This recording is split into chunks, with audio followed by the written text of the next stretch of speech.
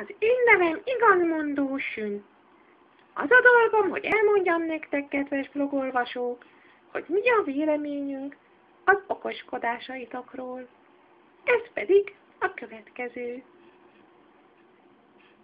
Kurvára leszarjuk, senkit nem érdekel, hogy ti hogy tudnátok blogot írni, ti miről írnátok, ti miről akartok olvasni, ti mit szerettétek, bla bla bla bla bla bla bla bla bla bla.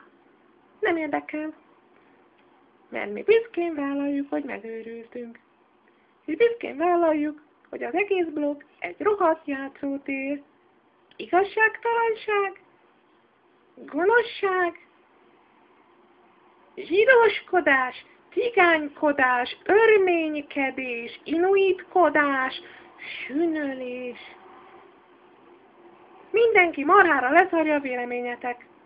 Senkit nem érdekel. Írjatok blogot, úgyse olvassa senki. A blogok szarok. Igazmondó Sün véleményét hallottátok.